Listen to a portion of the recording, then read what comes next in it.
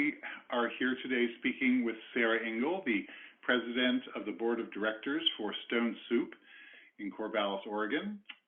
And Sara, thank you for joining us today. Yes. Welcome. Thank you.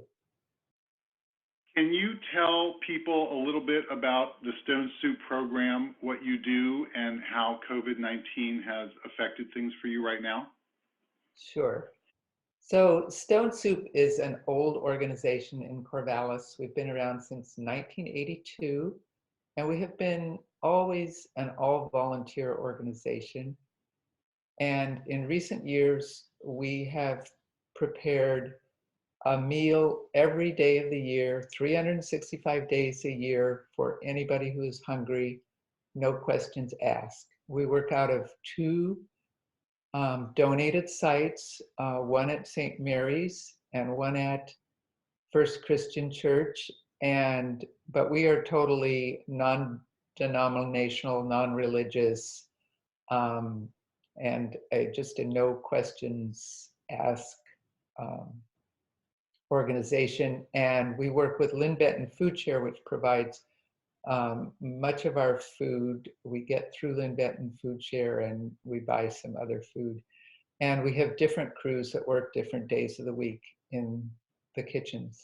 Well, when COVID-19 came up, we started making changes. The first change we made was that we went to takeout meals because we couldn't have people gathering in our dining rooms.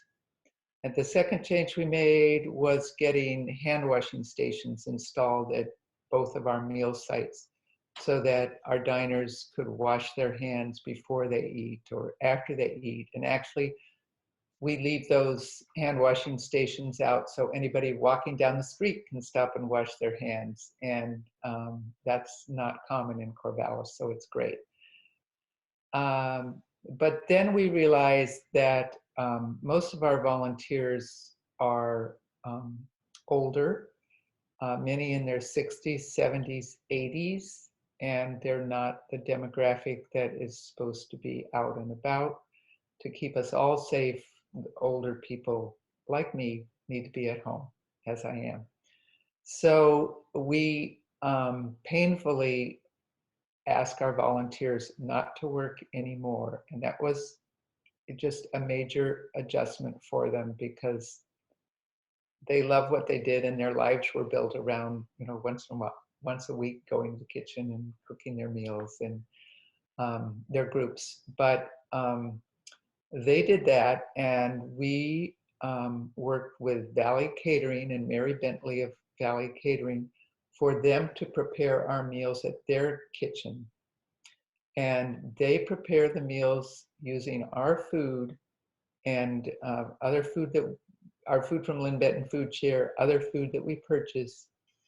And then they bring it to the church kitchens, and a couple of their employees serve the food into clamshells, which are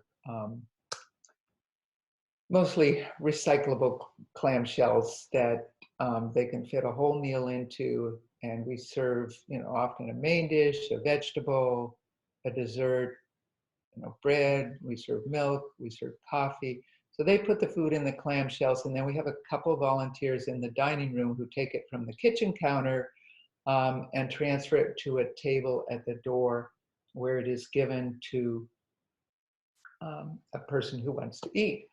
And we serve milk and coffee. And we also have an outdoor volunteer, that's what I call them, that works on making sure everybody washes their hand and social distancing, so to keep the line everybody 6 feet apart from the next person. And of course, our dinner guests have gotten used to that, and that's working really well too. So this has been very successful. And we also started delivering enough food for 25 meals a day to the women's shelter, which is now open 24/7. So 6 days of the week, we're providing a meal there.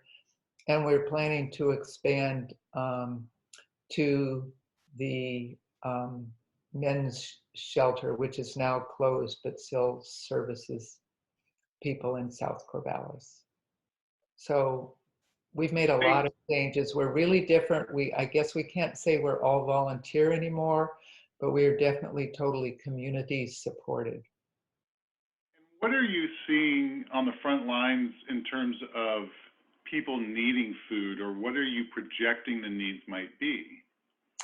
Well, there was a big drop off as we sort of first went to take out food because our diners really liked the socialization that they get. You know, they come have their coffee and sit around and enjoy a meal together, and we had to stop that.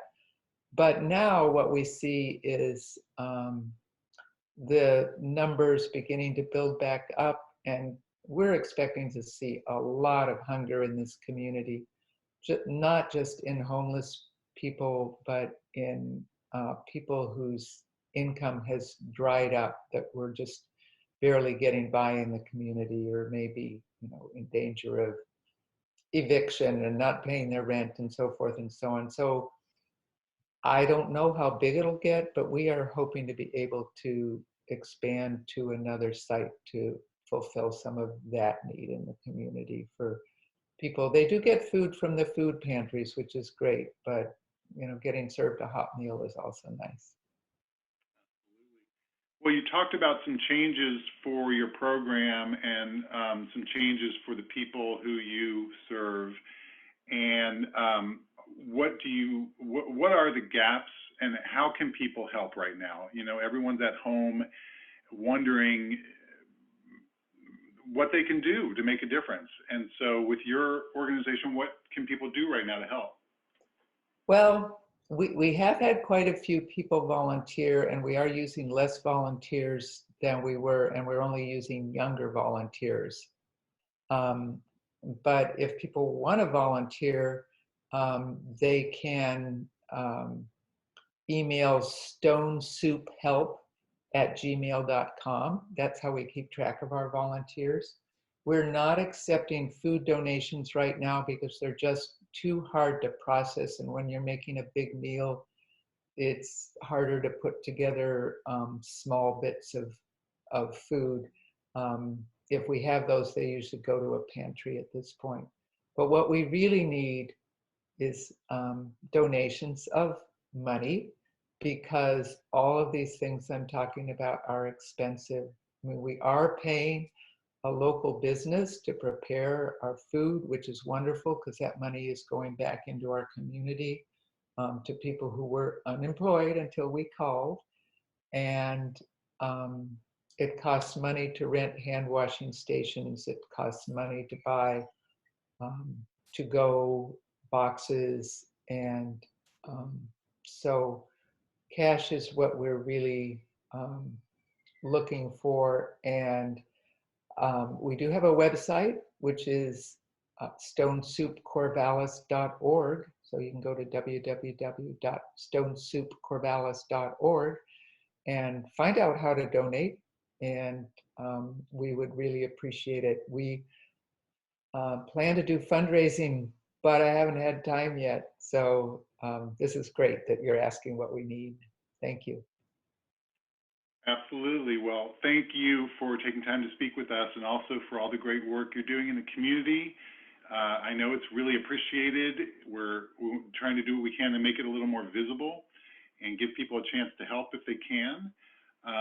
So everyone, again, this was Sara Ingle, the president of the board of directors with Stone Soup, and I am Severin Williams with Benton County COVID Connection. And Sara, thanks again. I hope to be in touch with you soon. Thank you, Seb.